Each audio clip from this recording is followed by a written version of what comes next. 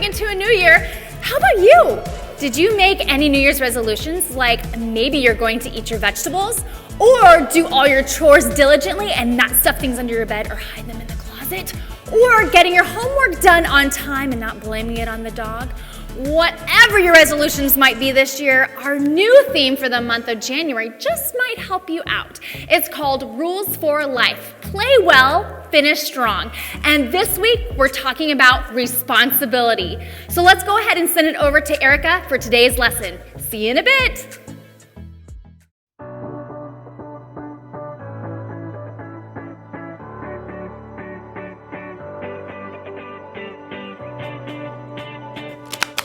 Everybody, my name's Erica, and if you're like me, you love playing games!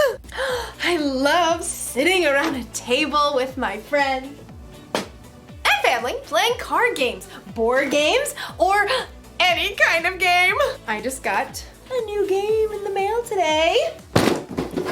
Duga Pioneers! But I'll have to wait just a little bit because if you're also like me, you can't play a game until you know how. I feel like I owe it to the designers of this game to learn all the rules so I can play the game the way it's designed to be played. It's my responsibility. Responsibility is showing you can be trusted with what is expected of you. So let's check out these rules. The Doja, Duga, Doge, Doje, Doja Pioneers Instruction Manual. Rule number 1. Each player should roll the enclosed red die to determine who goes first. The person who rolls the highest odd number should be the first player to begin the adventure. The person who rolls the lowest even number should draw a standard utility card. If the card is beige, they should go second. If the card is fuchsia, they should go last. If the card is orange or gold, all dice rolls are null and void and the process should be repeated from the beginning. Okay. Rule number 127. Should you run out of standard utility cards or action cards, you must pause the game until more cards are ordered and cards can be purchased from the website listed below. Expected delivery can be 8 to 10 business days. Oh, this is exhausting. I get it. We need a lot of rules. Rules are important in the games and in life. But we'll learn in today's story. Maybe the rules don't have to be so complicated. Let me just pull this back to where it... Oh, excuse me. Sorry. The Bible. It's 66 books of history, stories, letters, and poetry that fit together to form God's one big story. The epic adventure of how He created us and loves us so much that He made a way to rescue us. As we travel through the Bible, from Genesis to Revelation, we discover people who met God and found their lives changed forever. Now, for an amazing story, inspired by the book of Matthew, chapter 22, verses 36 through 40. The book of Matthew, the very first book in the New Testament, was written by, you guessed it, Matthew. Now, even though he was a tax collector and disliked by others, he became one of Jesus' followers. And years later, he wrote an eyewitness account of the things that Jesus said and did. For example, he tells us of the day that the religious leaders tried to trap Jesus with a trick question. Teacher, which is the most important commandment in the law? The religious leaders followed 613 different laws. They wanted Jesus to pick just one law so Jesus would get in trouble for leaving out the other 612 laws. But Jesus didn't fall into their trap. Instead, he took this opportunity to show everyone that following God doesn't have to be complicated. Love the Lord your God with all your heart and with all your soul. Love Him with all your mind. This is the first and most important commandment. And the second is like it. Love your neighbor as you love yourself. Everything that is written in the law and the prophets is based on these 2 commandments. Now, Jesus wasn't saying that the other 611 laws were wrong. He was only saying that if you look at every choice in your life through the lens of loving God and loving others, you won't go wrong. If you love God and love people, you will fulfill all the other laws. It's truly that simple.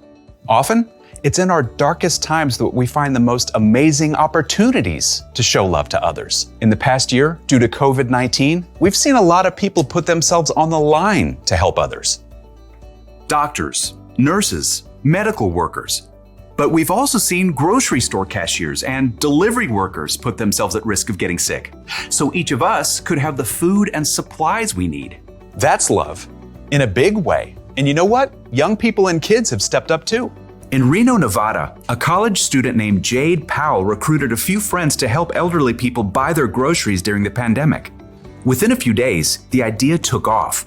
More and more volunteers jumped in to help shop and drop off groceries on the doorstep of older individuals. Within weeks, Shopping Angels reached all 50 states and other countries too, all because one student saw a need and chose to stop and show God's love.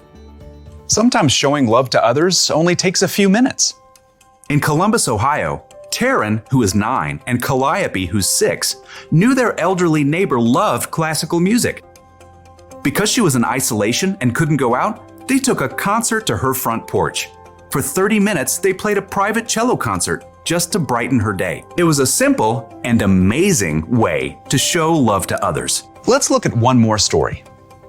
In Portland, Oregon, a high school junior named Julia Lynn quickly realized that with school closed, some kids and families would not be able to get enough to eat. She put out the word online in her community, requesting food donations. Within days, she received over 400 responses.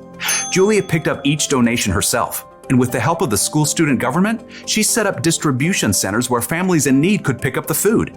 In helping provide food to hungry people, Julia was clearly showing God's love in action. God loves us so deeply. He's done so much for us, it's our responsibility to take that same love and show it to others. As Paul reminds us in the book of 1 Timothy, "Don't let anyone look down on you because you are young. Set an example for the believers in what you say and in how you live. Also, set an example in how you love in what you believe." don't wait for somebody else to go first. Now is your time. Now is your chance to love God by loving others.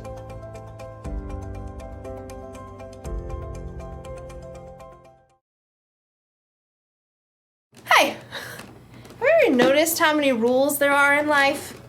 Look both ways before crossing the street. Hey, you! Look both ways before crossing the street! No talking in class. No talking in class, children. No talk. You can't say something nice? Don't say anything at all? If you can't say anything nice, don't say anything at all. When you read the Bible, you'll see even more. There are hundreds of rules and commandments from God in here. And learning all of them would be really complicated, even if you studied them your whole life. But here's the good news. It doesn't have to be so complicated.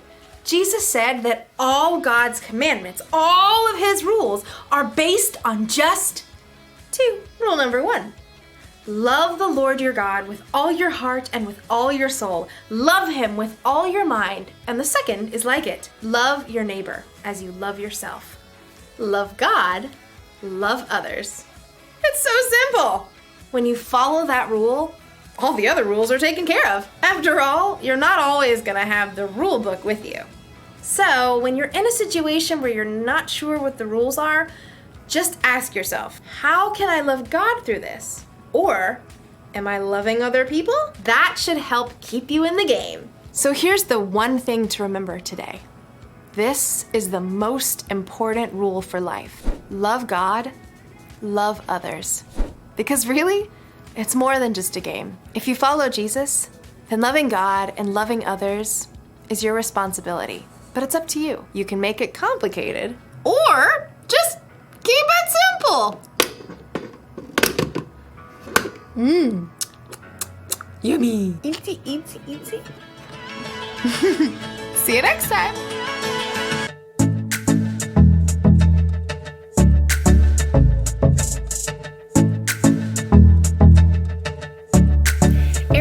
right. It could be so complicated and daunting to remember all the rules and commandments of the Bible.